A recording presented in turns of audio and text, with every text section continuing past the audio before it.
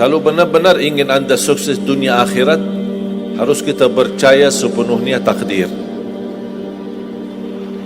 Kuncinya di situ. Percaya sepenuhnya takdir.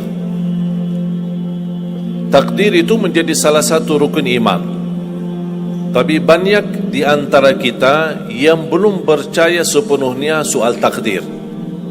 Dan kita sifat manusia, mohon maaf, suka tidak adil. Contoh, kalau Allah berikan karunia, nikmat, pertama kita lupa bersyukur. Yang kedua, kita tidak pernah berkata sama Allah, ya Allah, kenapa aku dapat nikmat ini? Tapi sebaliknya, kalau kita diuji oleh Allah, kita kurang sabar dan kita bertanya sama Allah, ya Allah, kenapa saya diuji? Faham tak? Kalau kita dapat nikmat, ada enggak orang-orang yang lulus misal ujian, dia berkata, ya Allah, kenapa saya lulus ujian? Tak pernah. Tapi kalau dia tidak lulus, dia bilang apa? Ya Allah, kenapa saya tidak lulus? Ketika ditimpa musibah, dia selalu merasa nyesal atau merasa sakit hati, tersinggung, berkata sama Allah, kenapa saya diuji padahal saya orang baik, saya jaga salat, saya berusaha mendekat sama Allah, tapi saya merasa bertambah berat ujiannya. Tapi sebaliknya, ketika diberikan nikmat, dia tidak pernah menyebutkan, ya Allah, kenapa saya mendapatkan nikmat ini? Kayaknya si fulan lebih fantas mendapatkan nikmat. Itu tanda manusia tidak adil, tidak bersikap adil. Makanya subhanallah, semakin anda mantap imannya terhadap takdir, semakin hidupmu jadi nikmat. Saya kasih contoh. Tidak ada persoalan masalah takdir baik. Itu bukan masalah bagi kita. Justru kita bertambah senang kalau kita mendapatkan takdir yang baik. Tapi yang menjadi persoalan bermasalah bagi kita adalah takdir buruk.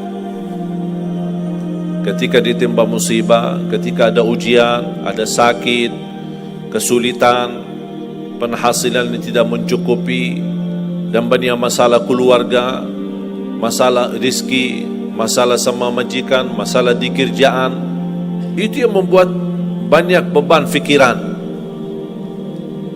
Tapi kita harus tahu, sebenarnya walaupun takdir itu ada baik, ada buruk,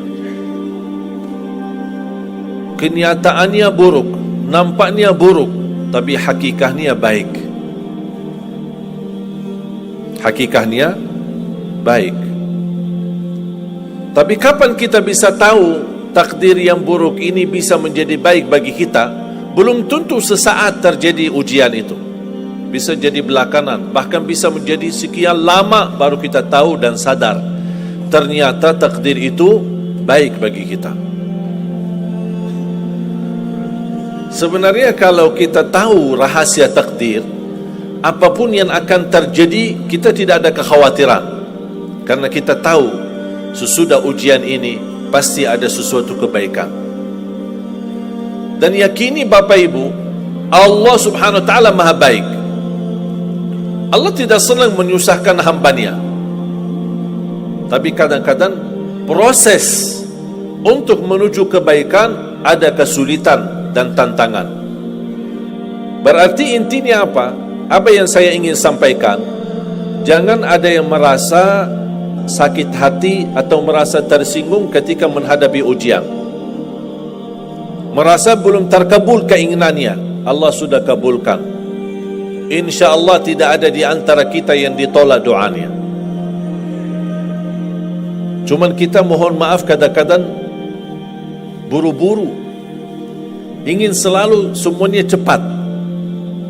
Kadang-kadang kalau terlalu cepat apa yang kita inginkan kita dapat, itu bahaya juga. Makanya jemaah sekalian, kunci anda sukses dunia akhirat, percayalah takdir. Dan semua takdir itu baik, tapi kita belum tahu rahasianya.